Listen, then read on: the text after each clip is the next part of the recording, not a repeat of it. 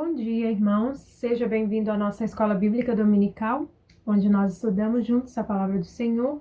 Nós fomos escolhidos para retornar ao assunto da revista.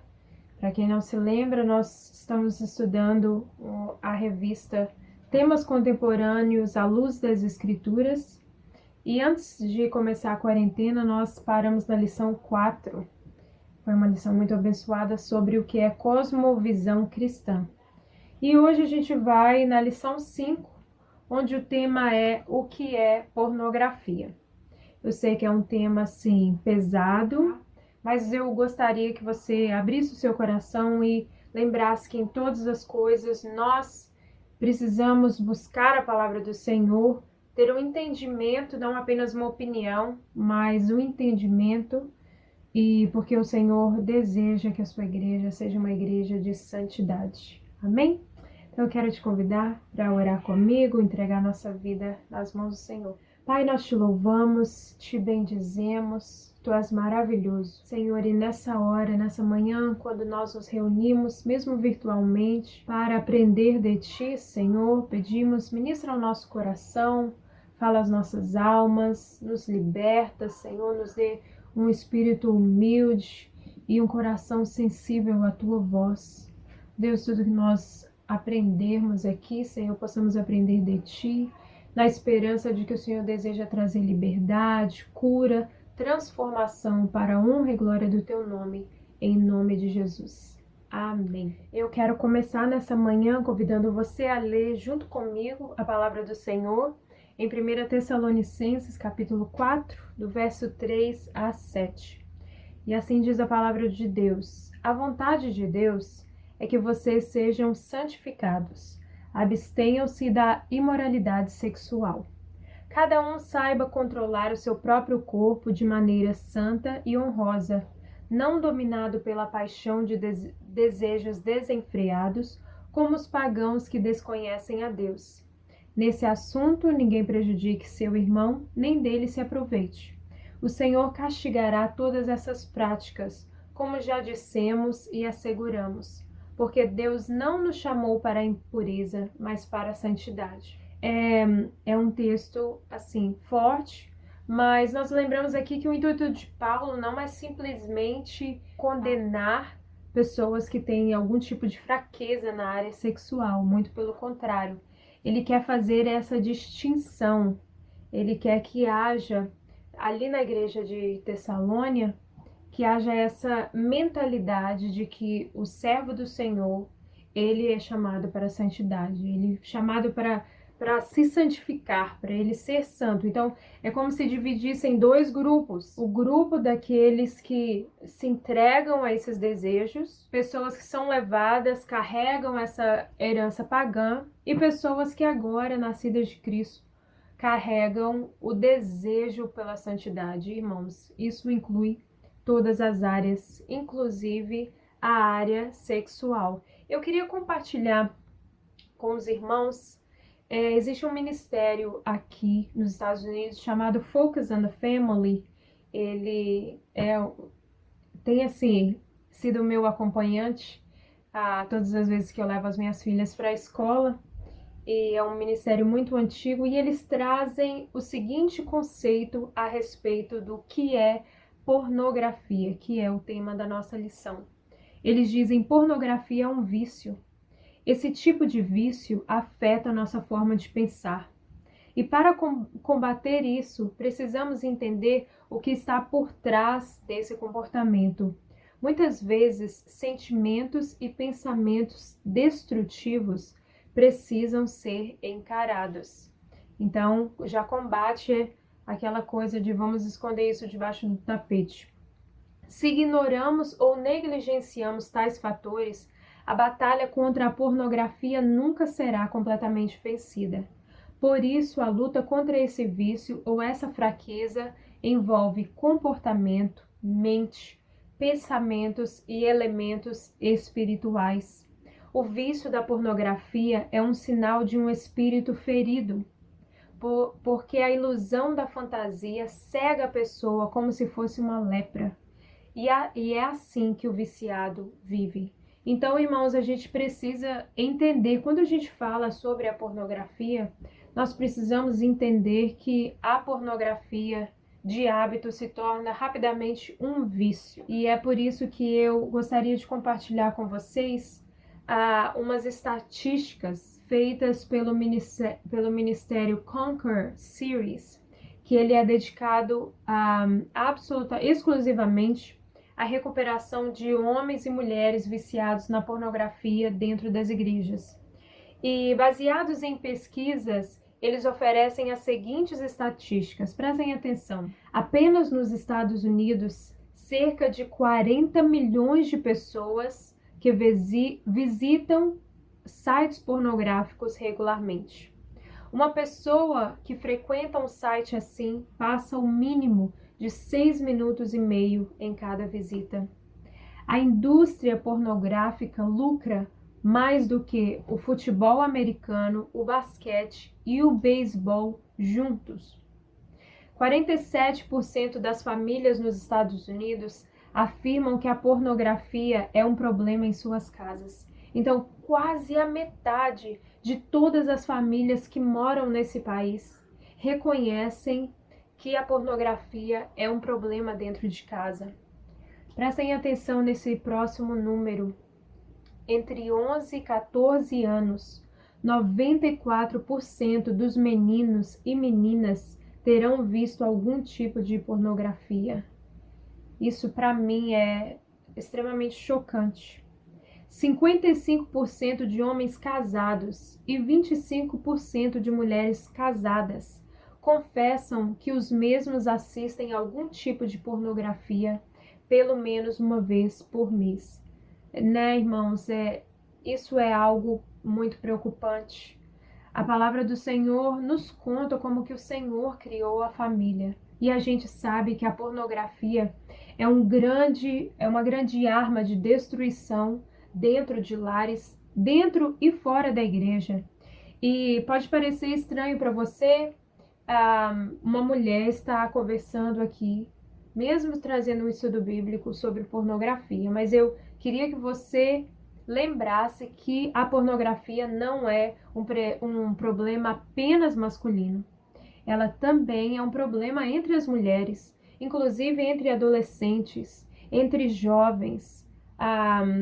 E realmente nós temos visto, por essa sociedade ser uma sociedade saturada com relação ao sexo, é uma coisa que chega a ser ridicularizada, né? Nós estamos no mês de junho, é um mês onde a gente vê o movimento homossexual promovendo tantas coisas.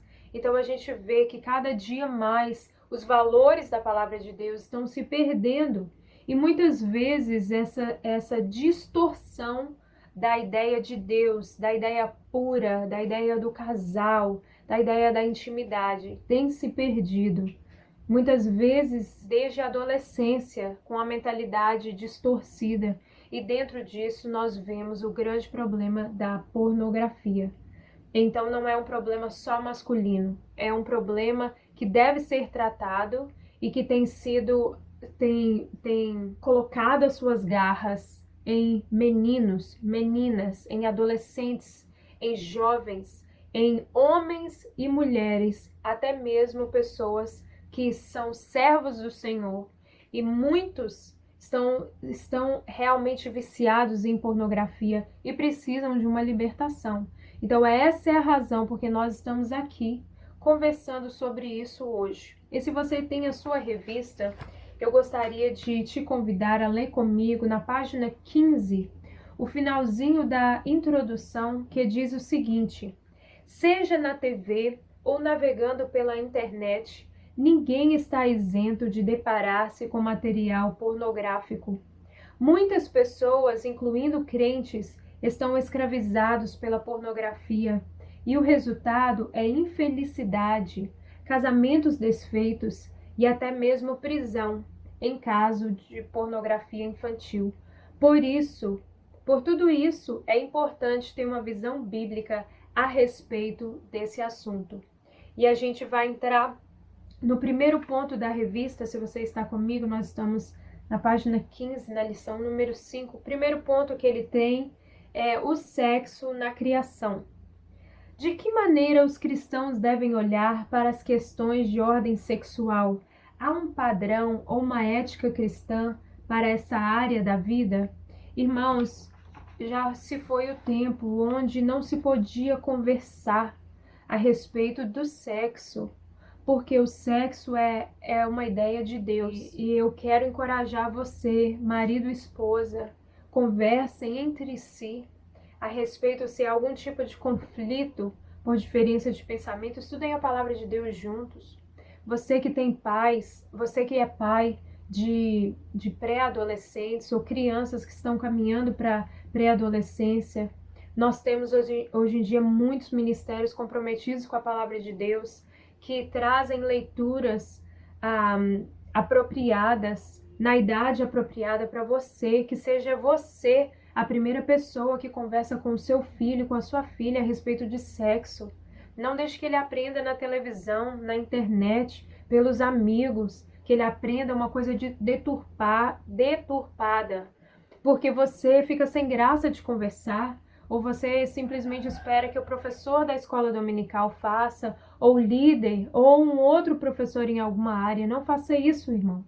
A palavra do Senhor diz que o homem que teme ao Senhor, ele será honrado, e que a mulher, que é uma mulher sábia, ela será aclamada nos portões da cidade. Então, cuide do que é seu, cuide da sua herança. Em nome de Jesus, não evite esse assunto. E é por isso que eu quero convidar você a ir na palavra de Deus comigo. Vamos ver sobre esse assunto, sobre o sexo na criação. Nós vamos para Gênesis, capítulo 2, do verso 21 ao verso 25, que diz o seguinte: Então o Senhor Deus fez o homem cair em sono profundo. Enquanto este dormia, tirou-lhe uma das costelas, fechando o lugar com carne. Com a costela que havia tirado do homem, o Senhor Deus fez uma mulher e a levou até ele. Disse então o homem: Esta sim é osso dos meus ossos e carne da minha carne. Ela será chamada mulher, porque do homem foi tirada. Por essa razão, e aí vem, aquele verso que a gente conhece tanto, por essa razão, o homem deixará pai e mãe e se unirá à sua mulher, e eles se tornarão uma só carne. O homem e sua mulher viviam nus e não se tinham vergonha. Irmãos, eu quero compartilhar um pedacinho do livro do John Stott, seu livro Grandes Questões sobre o Sexo. E exatamente com relação a essa passagem, John Stott diz isso.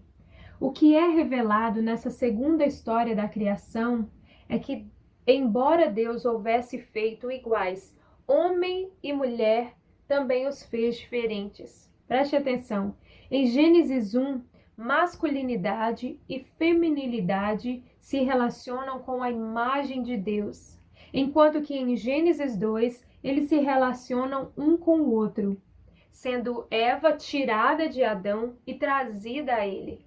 Criados por Deus com igual dignidade, o homem e a mulher devem respeitar-se, amar-se e servir-se mutuamente, sem desprezar um ao outro, porque foram criados complementares, ou seja, um complementando o outro. Homem e mulher devem reconhecer as diferenças sem tentar eliminá-las ou usurpar as características um do outro. Veja que coisa tão interessante o pensamento desse teólogo, onde muitas vezes nós sabemos, que os homens pensam de um jeito, as mulheres, o homem é raciocínio, a mulher é coração, mas é muito interessante, Deus fez assim, para que um complementasse o outro, em todos os sentidos, inclusive no sentido físico e no sentido sexual. Deus criou Adão, Deus criou Eva, Deus criou o primeiro casamento e Deus criou o sexo.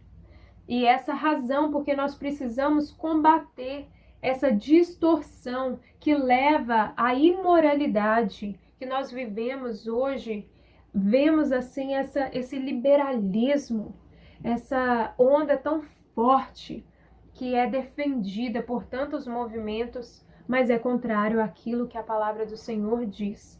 Porque Deus é muito específico. Ele criou um homem para uma mulher e para que os dois se tornassem uma só carne até que a morte os separasse. Essa é a ideia de Deus.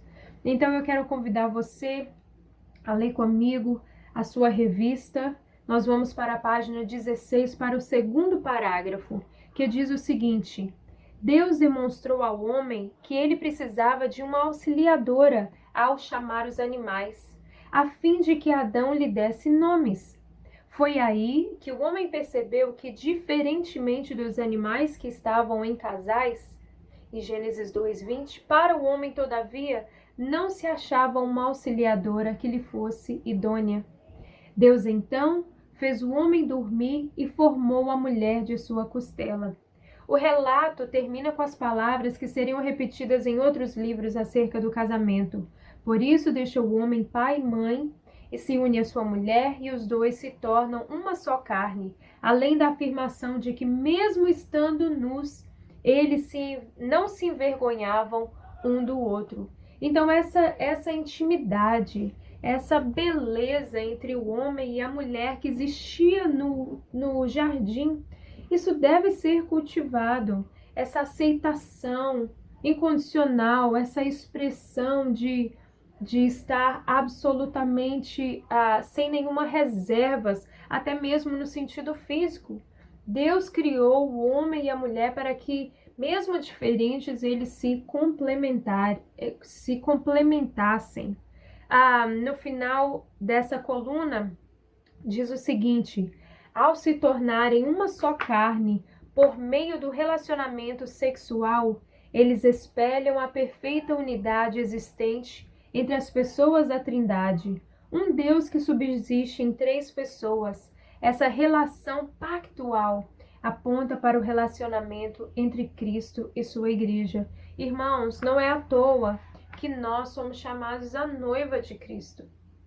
E até mesmo ali em Apocalipse, no finalzinho da palavra da revelação, do tempo do fim, nós vemos ali que Cristo recebe a sua noiva, pura, imaculada. Já pensou que relacionamento maravilhoso deve existir entre um homem e uma mulher aqui na terra, para ser comparado com o relacionamento de Cristo com o seu povo, com a sua noiva? Isso é muito lindo, é muito profundo e não deve se tornar uma coisa banal, não deve se tornar uma coisa misturada com relação a tudo isso que nós vemos, onde o mundo considera normal.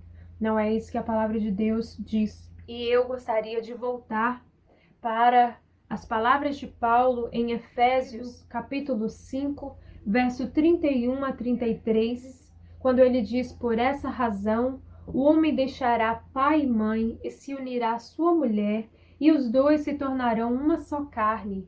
Este é um mistério profundo. Refiro-me, porém, a Cristo e à igreja. Portanto, cada um de vocês também ame a sua mulher como a si mesmo, e a mulher trate o marido com todo respeito. Irmãos, devido à deturpação do que o sexo virou na geração de hoje, podemos nos esquecer de que quem criou o sexo foi o próprio Deus. Como eu disse anteriormente, Ele mesmo criou o homem, Ele mesmo criou a mulher. Já pensou nisso? O Senhor Deus foi a primeira pessoa a efetuar um casamento. Foi Ele que fez. Como pai da noiva, Ele fez aquela mulher, tirou de Adão e trouxe a Adão. Não lembra de uma tradição que a gente vê até hoje, né? O pai levando a noiva até o noivo. Nunca vou me esquecer, passando pelo corredor da nossa igreja junto ao meu pai e vendo o meu noivo ali no altar me esperando. E é uma lembrança do que o Senhor Deus fez ali no jardim. Ele trouxe Eva, entregou a Adão e, como presente de casamento, ele deu os dois o sexo, né? Ou você não parou para pensar que é isso que o Senhor Deus diz para eles? Ele diz: olha, sejam férteis, multipliquem, O que que isso quer dizer? Deus estava ali naquele momento presenteando os seus filhos com a dádiva de sexo puro, imaculado, entre um homem e uma mulher que separaram a si mesmo para viverem como uma só carne.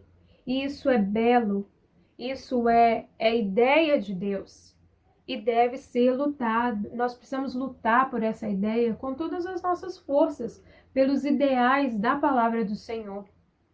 Eu também gostaria de compartilhar, muitos conhecem o pastor James Camp, por muitos anos, né? Ele saiu entre as igrejas ministrando a respeito de família e, e ele diz uma coisa bem interessante a respeito do propósito do sexo no casamento. Ele diz: o sexo é para ser desfrutado dentro do casamento. Hebreus 13:4 diz: o casamento deve ser honrado por todos, o leito conjugal conservado puro, pois Deus julgará os imorais e os adúlteros. 1 Coríntios 7:5, Paulo diz: não se recusem um ao outro, exceto por mútuo consentimento e durante certo tempo, para se dedicarem à oração. Depois unam-se de novo. E aqui ele está falando da intimidade física e sexual. Unam-se de novo para que Satanás não os tente por não terem domínio próprio. O pastor James Camp diz: o sexo é criativo, ou seja, essencial no processo da procriação. Gênesis 1:28, Deus os abençoou e lhes disse: sejam férteis e multipliquem-se. O sexo é um meio de comunicação. Gênesis 2:24, por essa razão o homem deixará pai e mãe, se unirá à sua mulher e eles se tornarão uma só carne. O sexo é para o prazer conjugal. Provérbios 5:18, a parte B e o verso 19. Alegre-se com a esposa da sua juventude, gazela amorosa, corça graciosa, que os seios de sua esposa sempre o fartem de prazer e sempre o embriaguem os carinhos dela. Então, irmãos, apenas para a gente resgatar aqui não é apenas uma palestra para casais, mas é um assunto que deve, para a gente ver, conversar sobre o vício da pornografia, a gente tem que pensar como que se distorceu a ideia daquilo que Deus criou. Né? Na revista, na segunda coluna, na página 16, diz o seguinte: o sexo existe para o benefício do casal. O sexo é primariamente para a satisfação do outro, a fim de livrá-los de tentações. O relacionamento sexual foi dado para que Deus fosse glorificado e o próximo servido, ou seja, para que o homem pudesse amar a Deus e amar ao próximo. Bem interessante isso, né? Deus criou o casamento e Deus também criou o sexo belo, íntimo, necessário para a união entre um homem e uma mulher. Foi assim que Deus fez. Contudo, assim como a palavra de Deus foi distorcida pela serpente no jardim, a ideia do sexo criado por Deus também foi distorcido por gerações até chegar às depravações sexuais que nós vemos hoje. E assim nós vamos entrar no ponto 2 da lição, que diz o sexo como expressão egoísta. E ainda estamos aqui falando como tudo começou lá em Gênesis. A queda afastou o homem de Deus e afetou todos os outros relacionamentos. Em vez de amar a Deus e ao próximo, o homem é um amante de si mesmo, vivendo para os seus próprios interesses, movidos pelos desejos pecaminosos de seu coração egoísta. Então, irmãos, vejam como que Deus não criou o sexo para ser um ato egoísta. Deus criou para que seja um momento a dois, um momento belo. Mas desde a queda, esse desejo belo, inocente, ele foi se perdendo e foi se misturando com esse desejo que se tornou uma distorção, uma deturpação do que o Senhor sonhou quando pensou no homem e na mulher. Então vamos pensar um pouquinho no ponto de vista bíblico a respeito deste assunto. Onde começam os desejos pecaminosos? E nós vemos que a palavra de Deus fala sobre os olhos. Gênesis 3, de 6 a 7, diz o seguinte: Quando a mulher viu que a árvore parecia agradável ao paladar, era atraente aos olhos e, além disso, desejável para dela se obter discernimento, tomou do fruto, comeu e o deu a seu marido, que comeu também. Prestem atenção no verso 7.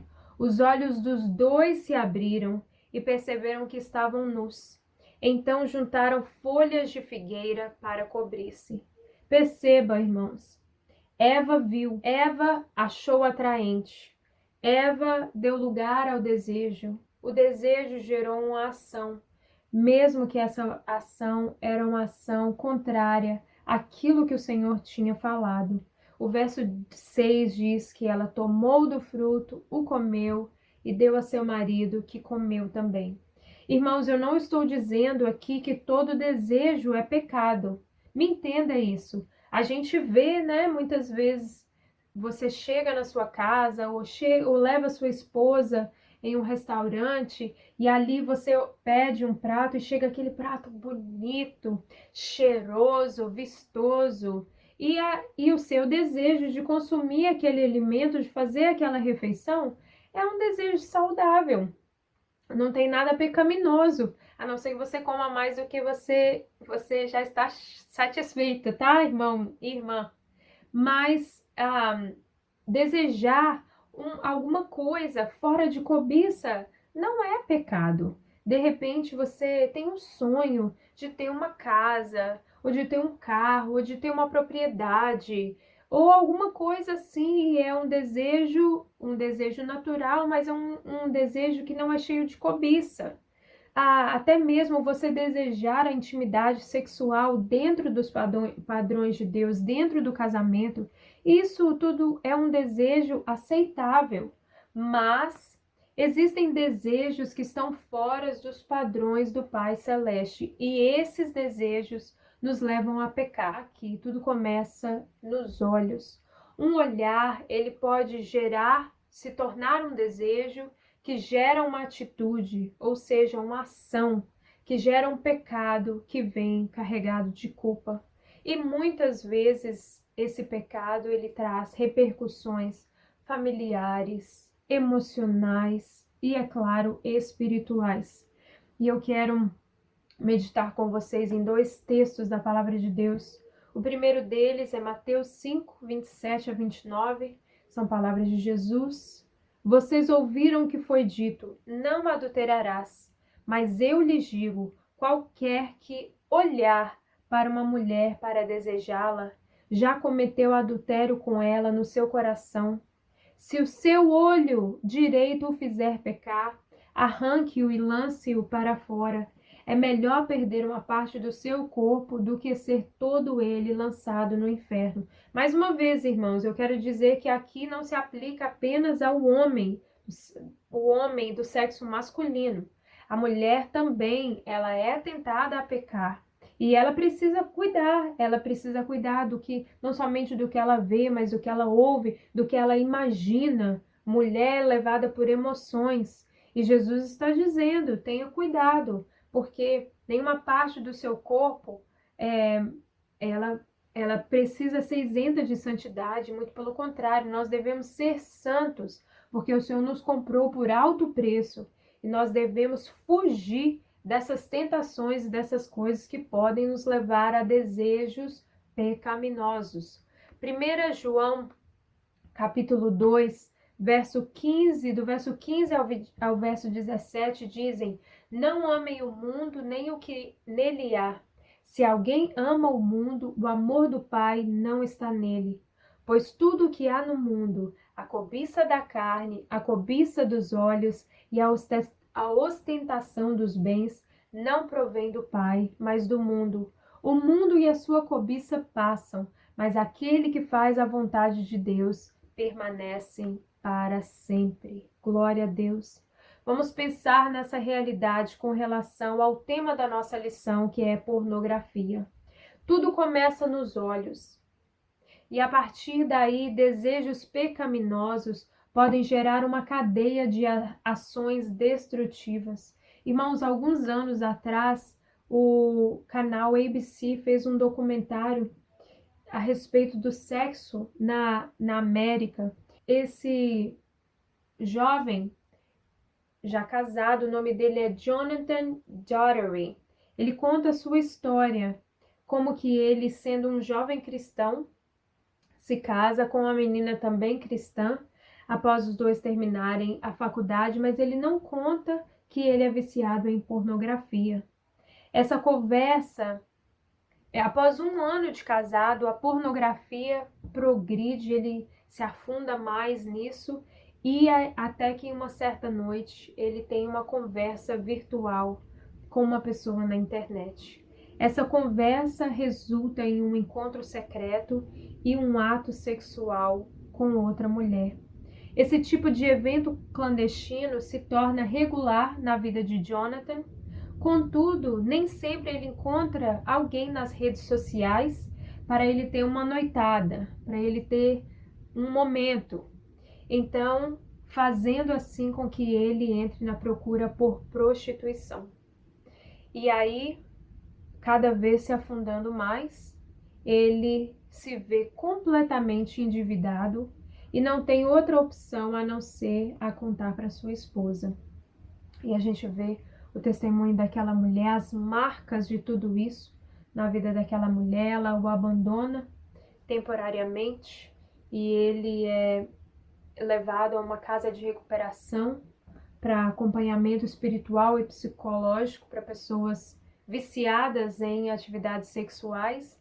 E depois de muitos anos, eles reconstroem um casamento e começam um ministério Be Broken, que é um ministério de ajuda e recuperação para homens e mulheres que desejam ser libertos de algum vício na área sexual.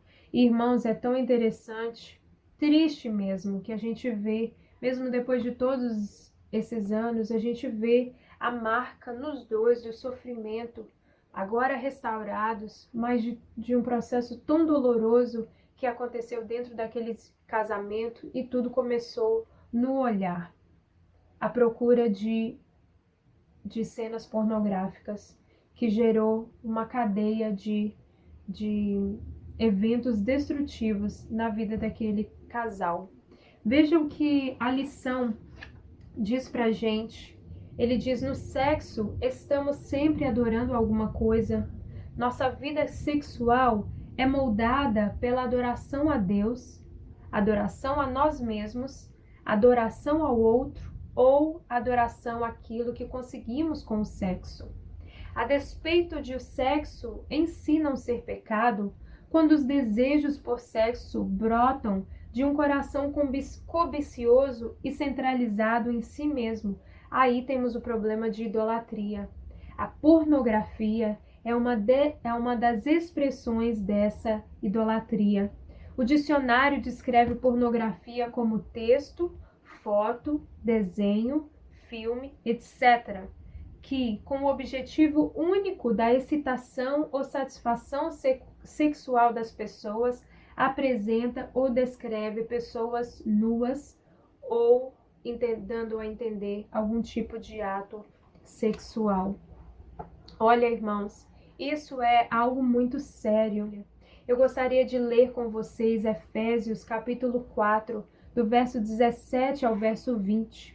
Assim eu lhes digo, e no Senhor insisto, que não vivam mais como os gentios, que vivem na inutilidade dos seus pensamentos. Eles estão obscurecidos no entendimento e separados da vida de Deus por causa da ignorância em que estão devido ao endurecimento do seu coração. Tendo perdido toda a sensibilidade, eles se entregaram à depravação. Que palavra forte, né? Depravação, cometendo com avidez toda espécie de impureza. E aí você pode enumerar que toda espécie de impureza hoje a gente poderia colocar nessa categoria. toda espécie de impureza. Todavia, não foi isso que vocês aprenderam de Cristo. Olha, aí, dando continuidade à revista, eu creio que a maioria dos irmãos já ouviram isso. Há uma palavra no Novo Testamento, a palavra porneia. E a gente sabe que essa palavra pornografia vem dessa mesma raiz. Essa palavra é usada em vários textos, sempre descrevendo relações sexuais ilícitas, geralmente traduzidas por imoralidade. Eu não sei se você já leu o livro de Provérbios, mas os primeiros capítulos de Provérbios, quando o sábio ou pregador vem estar convidando os jovens, ou ele chama de filho, a conhecer a sabedoria, a ouvir os ensinamentos do pai, da mãe. Então ele descreve em algumas vezes como que a mulher leviana, ela impede que uma pessoa seja sábia. E claro que aquela mulher leviana também, ela representa uma vida sem sabedoria, mas é muito interessante que o livro de Provérbios, ele traz essa figura onde uma mulher leviana convida, fica procurando amantes para trazer para sua casa relações sexuais ilícitas, em um livro que a gente vê que está ensinando como ser sábio e como combater a insensatez. Então é bem interessante isso. A imoralidade sexual é fruto de desejos ilícitos do coração. Lembre-se de que Jesus afirmou que o simples olhar com impureza consiste em adultério. E eu quero completar isso com palavras do John Stott. Porneia significa imoralidade sexual. A razão pela qual Jesus a fez base permissível para o divórcio deve ser a de ela violar o princípio de uma só carne. Esse princípio de uma só carne é fundamental ao casamento como ordenação divina e biblicamente definido. Então, irmãos, qualquer tipo de porneia é uma ameaça ao seu casamento. Se você é um jovem, um adolescente, qualquer tipo de porneia, ele é uma ameaça à sua harmonia familiar, ao futuro que Deus escolheu para você como homem de Deus, como mulher de Deus, como pai, como mãe. E tudo aquilo que se enquadra nisso deve ser combatido.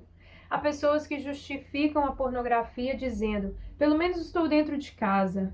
Ou sou jovem, estou apenas respondendo aos meus instintos. Ou até mesmo, é melhor ver cenas pornográficas do que trair fisicamente meu cônjuge. Mas essa palavra, porneia, vem nos lembrar que pecado sexual é pecado sexual. Um olhar com cobiça e um ato físico ilícito podem ter consequências diferentes. Contudo, devemos lutar contra ambos, pois, de acordo com o apóstolo Paulo, não foi isso que nós aprendemos de Cristo. Não foi isso que nós aprendemos de Cristo. E isso deve ser combatido, todo tipo de impureza. Vejamos como a pornografia tem implicações terríveis. E agora eu quero voltar para a revista. Nós estamos no finalzinho da primeira coluna, na página 17. Ainda que não haja um parceiro físico, se existe a necessidade de imaginar alguém, o que torna a indústria pornográfica tão lucrativa. Ironicamente, isso leva à escravidão, pois a pessoa precisará cada vez mais de estímulos a fim de encontrar o prazer. Nada novo aqui. Quando a serpente prometeu autonomia ao primeiro casal, levou-os à escravidão do pecado. Outra implicação terrível com relação à pornografia é a degradação moral do homem. Para que pessoas encontrem satisfação na pornografia, uma grande indústria é montada. Se há demanda, há produção. Portanto, ao consumir pornografia, as pessoas contribuem para que homens e mulheres, feitos à imagem de Deus, entreguem seus corpos ao pecado, expondo-os e desonrando-os das mais variadas maneiras, além, é claro, da degradação do próprio consumidor de pornografia. Irmãos, tudo isso é muito forte. É uma palavra de advertência. E nós precisamos abrir os nossos olhos no tempo que nós estamos vivendo. Eu converso sempre na quarta-feira com os adolescentes, me preocupo com eles, porque ninguém é isento de passar por isso. E nós precisamos, como pais, orar e vigiar e conversar com os nossos filhos para que essas coisas não entrem na nossa casa e não se tornem coisas comuns. Eu quero ler com vocês a palavra do Senhor em Gálatas 5, 19 e 21. Ora, as obras da carne são manifestas: imoralidade sexual, impureza e libertinagem. Verso 21. Ele continua dando a lista: inveja, embriaguez, orgias e coisas semelhantes. Eu os advirto como antes já os adverti. Aqueles que praticam essas coisas não herdarão o reino de Deus. Eu sei que os irmãos conhecem aquela série de livros, A Batalha de Todo Homem, né? Tem a versão A Batalha de Toda Mulher, de Toda Jovem. Essa série nos lembra como que nós vivemos em um mundo que propaga tanto sexo. Hoje em dia, aqui no Brasil, até mesmo a propaganda de um refrigerante, tudo de um carro, tudo tem um contexto sexual, né? Se tornou uma coisa tão comum. Mas eu queria compartilhar aqui. Nós temos alguns desses livros na nossa biblioteca, os homens da nossa igreja já até estudaram, e eu gostaria de trazer algumas observações baseadas na leitura desses livros, dessas séries, que diz: a pornografia não é apenas um problema com os homens. Tentação na área sexual acontece com todos, homens e mulheres, masculinos e femininas, porque eu não quero falar apenas de uma pessoa madura. Muitas vezes acontece com o pré-adolescente, com o adolescente. Não pense que você é melhor, ou mais esperto, ou mais bem-sucedido, e por isso nunca será tentado. Devemos vigiar sempre e nos lembrar que ninguém é isento de cair. Assim a palavra de Deus diz, né? Aquele que está em pé, cuide para que não caia. Como José correu da esposa de Potifar, assim devemos correr da pornografia. Mude de canal, atravesse a rua, tire o telefone do quarto, ou seja lá o que for necessário para que você resista à tentação. Uma outra observação: pornografia facilmente se torna um hábito e um vício. Eu contei para vocês o testemunho desse rapaz que começou o ministério do Be Broken. Mesmo que você deseje parar, se você não consegue, procure a ajuda profissional de um conselheiro. Caso contrário, o vício te dominará. Então, ou você conquista isso com a ajuda de alguém, ou você vai viver dentro de uma prisão. O vício da pornografia gera vergonha, baixa autoestima, gera culpa, mas com o perdão de Deus, com o perdão do próximo, com o perdão de si mesmo e caminhando em domínio próprio, você pode ser liberto. Portanto, não se conforme em viver dentro desse vício. E uma última observação, uma recomendação, irmãos. Nesses dias, a internet pode ser bênção, mas pode trazer muita destruição moral e familiar através da pornografia. Então, existem algumas coisas, existem alguns ministérios, como esse ministério Be Broken. Existe um aplicativo chamado Covenant Eyes, que você pode instalar no seu telefone, e tudo isso te ajuda a limitar o seu acesso a essas coisas que estão tão facilmente entregues nas mãos de todos, né? Hoje em dia todo mundo tem um celular, mas existem algumas coisas que podem nos ajudar a ser liberto da imoralidade virtual, para que isso não se torne uma coisa comum e altamente destruidora dentro dos nossos lares. O Salmo 101, verso 2 e 3, o salmista diz: portar-me-ei, na versão revista e atualizada, portar-me-ei com inteligência no caminho reto. Quando virás a mim, andarei em minha casa com um coração sincero, Não porei coisa má diante dos meus olhos. Que verso tão maravilhoso! Não porei coisa má diante dos meus olhos. Aborreço as ações daqueles que se desviam. Nada se me pegará. E eu quero terminar aqui com o que diz a lição na página 18, na primeira coluna. Aqueles que estão em Cristo podem lutar contra a pornografia, pois não estão sozinhos. É importante lembrar que aquele que nos regenerou afirmou que sem ele nada podemos fazer. Logo, a luta contra a pornografia não é somente uma busca pela mudança de comportamento, mas a busca pelo conhecimento de Cristo. É por conhecer a Deus, estar nele e ter satisfação que o cristão frutificará. Se você tem enfrentado lutas com pornografia, procure irmãos maduros que possam ajudá-lo em oração e aconselhamento. A pornografia é uma das distorções do propósito do sexo. A sexualidade precisa ser expressa dentro de um contexto pactual, ou seja, dentro do casamento, entre um homem e uma mulher, até que a morte os separe. Sendo assim, Deus é honrado e o próximo servido. Ao salvar um povo para si, o Senhor lhe concedeu o seu Espírito, que auxilia na luta contra o pecado, à medida em que conduz esse povo à verdade da palavra, fazendo crescer o amor e a satisfação em Cristo. O Senhor é honrado à medida em que o seu povo se assemelha cada dia mais a Jesus Cristo, aquele em quem temos plena e real satisfação. É a satisfação em Cristo que ajuda o cristão a lutar contra a impureza. Conselhos práticos para uma pessoa que deseja ser liberta da pornografia ou qualquer outro vício na área sexual. Primeiro, arrependa-se e lembre-se que Deus perdoa. Aceite o fato que você pecou e que talvez tenha fraqueza nessa área. Reconheça que você não pode resolver esse problema sozinho.